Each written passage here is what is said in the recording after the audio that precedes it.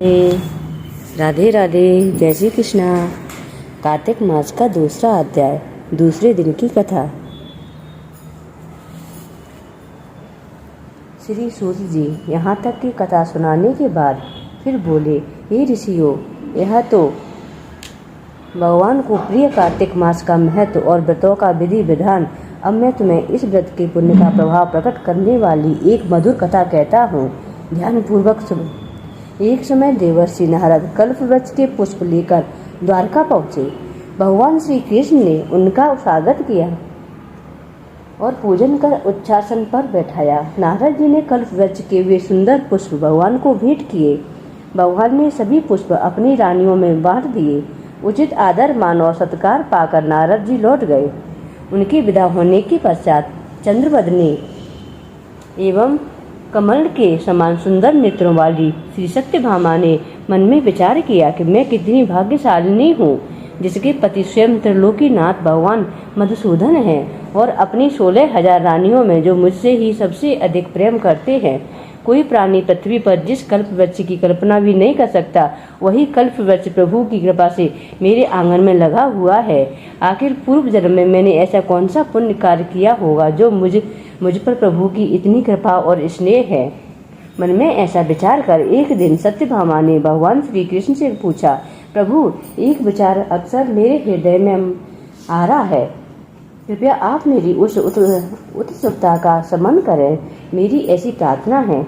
सत्यभामा की बात सुनकर त्रिलोकपति भगवान श्री कृष्ण मुस्कुराए, फिर सेवकों को वहीं रुकने का संकेत कर सत्यभामा का हाथ थामकर उन्हें कल्प वृक्ष के नीचे ले गए और बोले, हे सत्यभामा, मैं अपनी 16,000 रानियों में तुम्हें ही सबसे प्रिय मानता हूँ।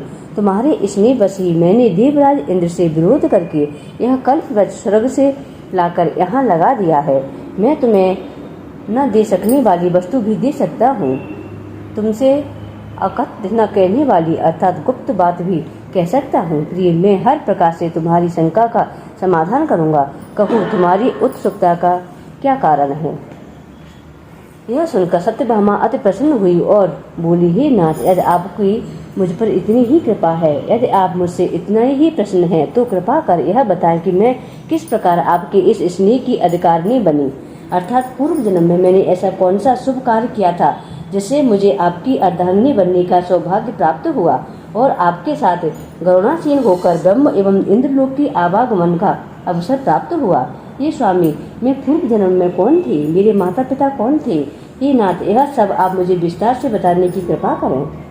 भगवान श्री कृष्ण ने कहा, हे सत्यभामा, पूर्व जन्म में तुमने जो पुण्यदायी व्रत किया था, यह सब उसी का प्रभाव है। तुम्हारी उत्सुकता के साथ संबंध हेतु मैं उसका वर्णन करता हूँ। पूर्व जन्म में तुम मायापुर हरिद्वार निवासी अत्र कुल के देव शर्मा नामक विद्वान और तेजस्वी ब्राह्मण के घर गुणवती नाम से उसकी पुत्र बनकर जन्मी थी। देव शर्मा भगवान सूर्य नारायण के अनन्य भक्त थे और अपने त्याग और तपस्या के कारण समाज में आदर पाते थे। जब तुम विवाह योग्य हुई तो देव शर्मा ने तुम्हारा विवाह अपने ही एक योग्य शिष्य चंद्रप्रकाश के साथ कर दिया। चंद्रप्रकाश अपने गुरु का अनन्य भक्त था, अतः विवाह के उपरांत भी वह उनके पिता के समान सेवा करता रहा। एक बार देव शर्मा चंद्रप्रकाश के साथ वन में लकड़ियां लेने के लिए गए। वहां उन्होंने एक महाभयानक राक्षस को देखा। उन्होंने उससे बचने की बहुत चेष्टा की, भयभीत होकर भागे भी। तब भी उस दुष्ट राक्षस ने उनके प्राण हर लिए। देव शर्मा और चंद्रप्रकाश दोनों ही युग निष्ठावान भक्त थे, अतः अपने भक्त के कारण उन्हें तो वैकुंठ वास मिल गया, किंतु गुणवती निराशित हो गई।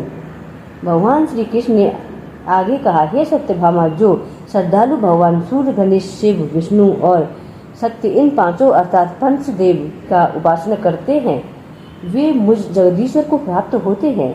मैं वस्तुतः एक ही हूँ, किंतु भिन्न भिन्न नामों से पुकारा जाता हूँ। पति और पिता की मृत्यु का समाचार पाकर गुणवती बहुत दुखी हुई और विलाप करने लगी। हे पिता, हे भर्ता, तुम मुझे किसके सहारे छोड़ गए? अब मेरा भरण पोषण करने वाला और रक्षक कौन है? अब मेरा कहाँ ठिकाना है? इस प्रकार विलाप करती वह मूर्छित होकर धरती पर गिर पड़ी।